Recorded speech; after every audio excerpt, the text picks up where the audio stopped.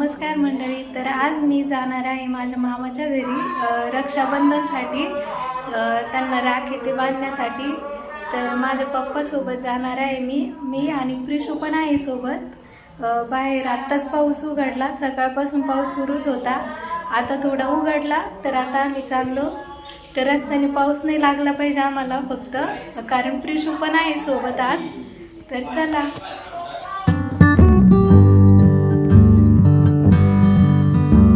तर आम्ही आलो मामाच्या घरी. रस्त्याने आम्हाला पाऊस पण नाही लागला. इथं आल्यानंतर प्रिशू बघा किती चिटकून बसलेली आहे मला. हे सगळे माझ्या मामाचे मुले आहेत, पण प्रिशू कोणाकडेच जात नव्हती. अर्धा ते पाऊण तास कोणाकडेच गेली नाही आणि त्यानंतर सगळ्यांकडे जायला लागली. प्रिशू मामाच्या घरी गेली की मामाच्या मुलांना मज्जाच मज्जा, कारण सगळ्यांना तिच्यासोबत खेळायला खूप मजा येते. तर बघा किती छानपैकी खेळत आहे प्रिशू. त्यानंतर आम्ही सगळ्यांनी चहा घेतली आणि मामीच्या दुकानामधून राख्या घेऊन आलो, कारण मामा ते घरी आले होते तर मला त्यांना राख्या बांधायच्या होत्या. आणि मामीच्या दुकानामध्ये खूप छान छान राख्या आलेल्या होत्या, तर मी त्यांच्याकडूनच राख्या घेतल्या. तर मी ह्या राख्या घेतल्या होत्या. गिफ्ट आणायच्या पहिले प्रिशूने फाडून टाकलं राखी बांधायच्या पहिलं. तू तिच्या हातात कशाला दिलं होतं? मी इथं ठेवलेलं होतं तर तू कोणाला राखी बांधणार प्रिशू? प्रिशू तू कोणाला राखी बांधणार रे? आणि श्रेयसला येडा आहे श्रेयस. तेजसलाच बांधणार आहे का फक्त? तो तुला कॅडबरी आणायला गेला, कॅडबरी आणायला गेला, मग नाही देणार तुला तो. जाऊ दे, आपल्याकडे एवढं मोठे गिफ्ट. आम्हाला फोटो काढायचे तरी झाडून घेत आहे. आणि इकडं पसारा होता बेडवरती, तर तो सगळा काढून टाकला आणि आता हे झाडून घेत आहे. बघू शकते किती मोठे राखी आहे. माझ्या दीदीला किती. तर बघा मी इथे मस्तपैकी राखी बांधण्यासाठी ताट रेडी केलं.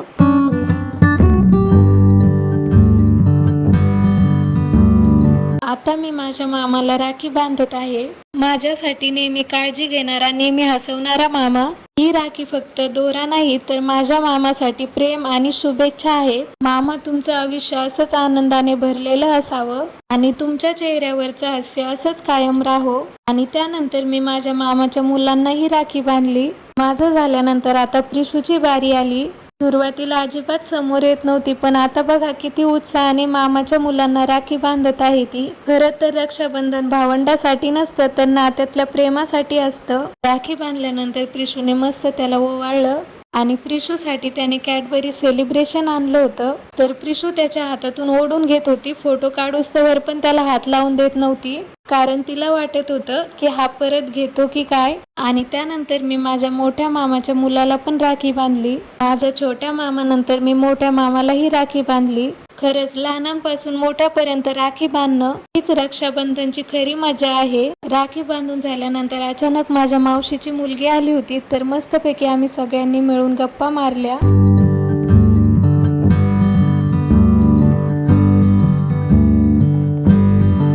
आणि आता आम्हाला जायचं होतं सिटीमध्ये, कारण शुभम सोबत मी आले होते आणि प्रिशूला जो ड्रेस घेतला होता तो तिला थोडा छोटा झाला होता, तर तो आम्हाला रिटर्न करायचा होता. आणि प्रिशू सोबत होती, तर सगळेच म्हणत होते की आम्हाला यायचं. आणि त्यानंतर आम्ही आलो इथे शॉपमध्ये. इथे जे स्टॅच्यू असतात, तर प्रिशू बघा त्यांना कसं बघत आहे. तिच्यासाठी हे सगळं नवीन होतं. तिला वाटत होतं की हे काय आहे असं. आणि त्यानंतर आम्ही अगोदर नेलेला ड्रेस त्यांना दाखवला.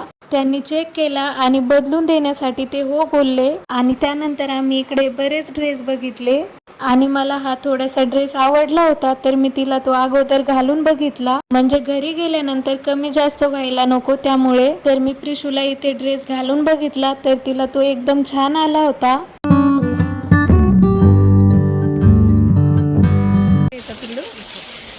तुला ड्रेस आवडला ना आता, है ना? कसं घेतला आपण तिथं? छान घेतला ना आता.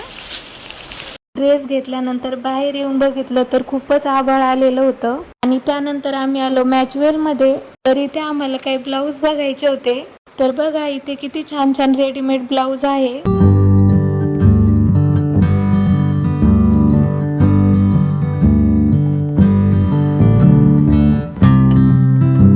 इथे आम्ही काही ब्लाऊज बघितले, त्यानंतर काही ब्लाऊज पीस बघितले. जे जे आवडले ते घेतले आणि त्यानंतर आम्ही लगेच घरी निघालो, कारण पाऊस खूप जोरात येण्याची शक्यता होती. घरी आल्यानंतर आम्ही मस्तपैकी वडापाव आणले होते, तर आम्ही सगळ्यांनी वडापाव खाल्ले. पावसामुळे आम्हाला तिकडे काहीच खाता आलं नाही, त्यामुळे आम्ही घरीच आणलं होतं. घरी आल्यानंतर मामीने इकडे मस्त वरणबट्ट्या केल्या आणि आम्ही सगळ्यांनी मिळून जेवण केलं. आणि जेवण झाल्यानंतर प्रिशू बघा किती छान खेळत आहे. पहिली वेळेस प्रिशू एवढं छान खेळत होती, तर मला खूप भारी वाटत होतं.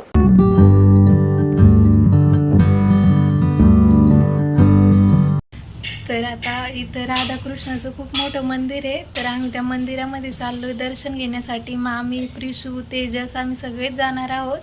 तर चला तुम्ही पण आमच्यासोबत मंदिरामध्ये. चला लवकर आवरा. चलो बाय, चलो. कुठं चाललो प्रिशू आपण? कुठं चाललो? हो का? तुला काय काय घ्यायचं तिथं? कोण घेऊन देणार आहे तुला? तर दुसऱ्या दिवशी जन्माष्टमी होती आणि इथे खूप मोठं राधाकृष्णाचं मंदिर आहे, तर आम्ही सगळे तिकडेच जाण्यासाठी निघालो होतो.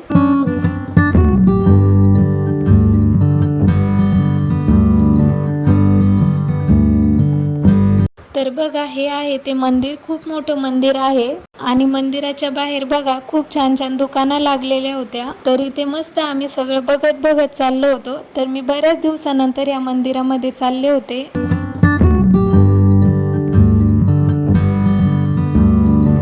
आणि इथे आल्यावरती बघा अचानकच आम्हाला प्रिशूची आत्तू भेटली होती. त्या पण इथे कॉलेजला आहे जवळच, तर त्या पण त्यांच्या फ्रेंड सोबत दर्शन घेण्यासाठी आल्या होत्या. तर बघा प्रिशू त्यांना अचानक बघून किती लाजत होती. आणि मग आम्ही गेलो मंदिरामध्ये. मंदिरामध्ये इतकं सुंदर डेकोरेशन केलं होतं की आम्ही पाहतच राहिलो. प्रत्येक कोपऱ्यात इतकी सुंदर सजावट केली होती की नजरेला हटवावेसे वाटत नव्हते.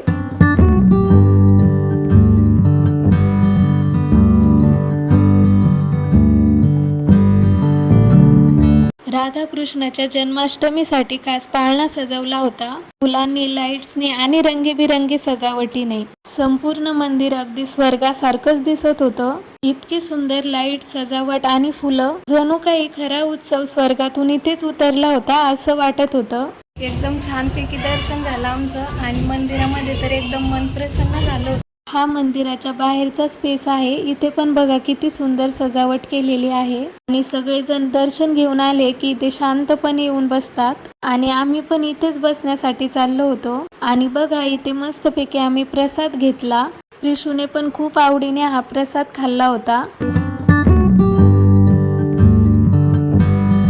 मंदिरातून बाहेर आलो तर बऱ्याच दुकानांच्या रांगा बाहेर लागलेल्या होत्या. तिथेच प्रिशू आणि प्रिशूच्या आत्तू खरेदीमध्ये गुंतल्या होत्या. आत्तूने खास तिच्यासाठी खेळणी घेतली होती आणि मामीने पण घेतली होती तिच्यासाठी काही खेळणी. तर बघा इथे देवांसाठी पण किती छान छान सामान आलेलं होतं.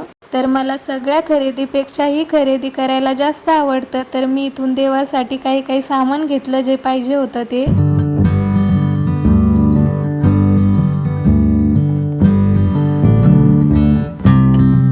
आणि आम्ही जिथे जाऊ तिथे प्रिशूला हे बलून करायचं दिसत नाही, असं कधी होतच नाही. तर इथे पण तिला ते दिसलं होतं, तर तिला ते घेऊन दिलं. आणि त्यानंतर आम्हाला घरी जायचं होतं, तर प्रिशू आत्तूच्या मागे लागली होती, आत्तू सोबत जायचं म्हणत होती. तर तिला मी बळजबरी त्यांच्याकडून घेतलं आणि त्यानंतर आम्ही आलो घरी.